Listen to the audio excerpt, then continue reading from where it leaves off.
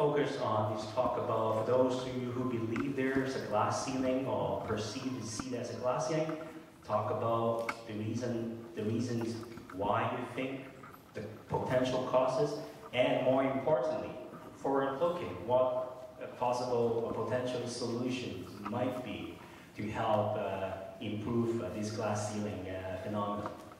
We invited Professor Edmond Wong from the University of Calgary to come talk about his recent research on the subject with sociology. Basically, his finding was, for this matter of glass ceiling, yes, it exists. Glass ceiling is an artificial barrier based upon attitudinal and organizational bias that prevents qualified individuals from advancing upward in an organization into what is essentially top management level positions. Various banks, HSBC, walk in there and look at the tellers, they're all Chinese. Hey, you know, equal opportunity, lots of Chinese hired, but go to the back, look at the management level. I mean, when you go back to work tomorrow, go and take a look at where you work in terms of the management level. Does that represent the numbers of Chinese you see in UBC undergrad or in situations, I mean, does it even represent Vancouver? Each one of us send our kids to university, get a diploma and a degree.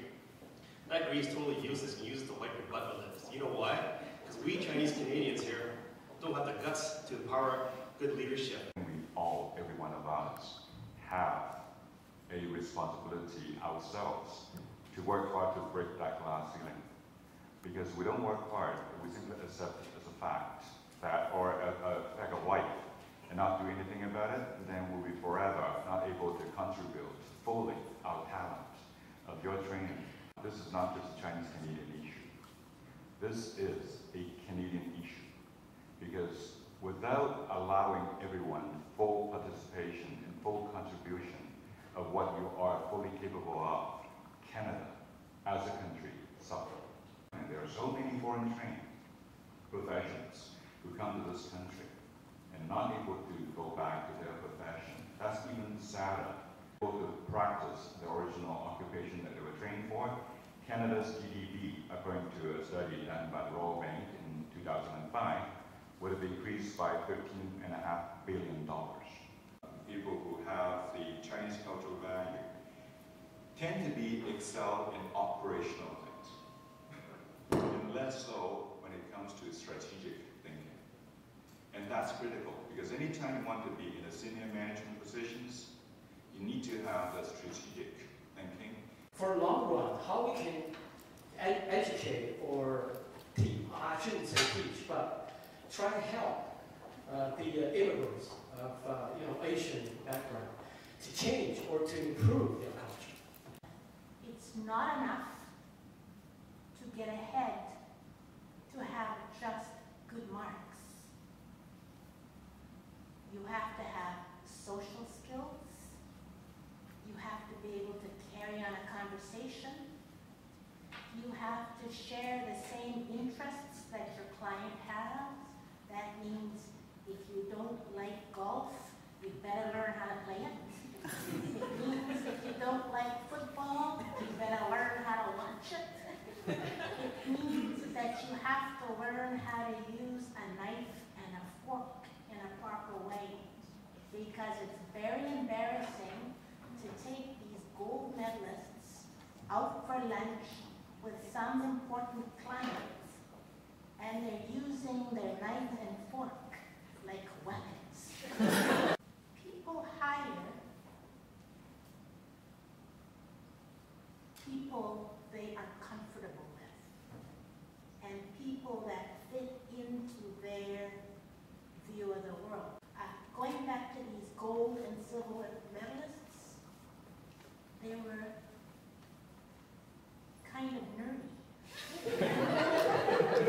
Everybody has one thing in common, and in many respects that's economics.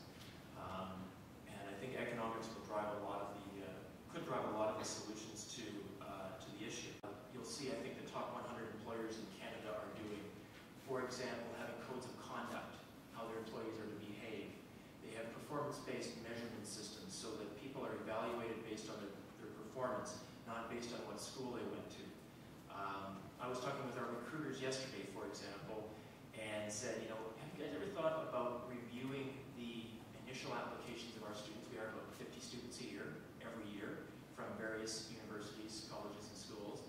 said, have you ever thought about doing that initial screening by not reading their name or what school they're from? Just read the attributes about what they wrote about themselves and just see what if you would make the same decisions and see what decisions you make in that respect. We'll look at different mechanisms for recruiting.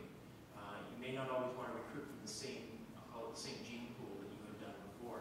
So those are some of the very simple things that I think that you will see organizations in Canada and around the world currently doing. It's that tone at the top, and you have to set that tone and live by it. That they would have a process where they select people and designate people as bright lights, people who they would promote. And you want to find out whether you're in that list or not. And if you're not, ask how you can get onto that list. When I was at the bank, we make sure that there are people within that list that are people with some cultural attributes, because the market demands it. So we have that process as humans. And thirdly, once you have people designated as bright lights who we want to promote, you want to stretch those people. You want to put those people in positions where they have to go out of the comfort zone.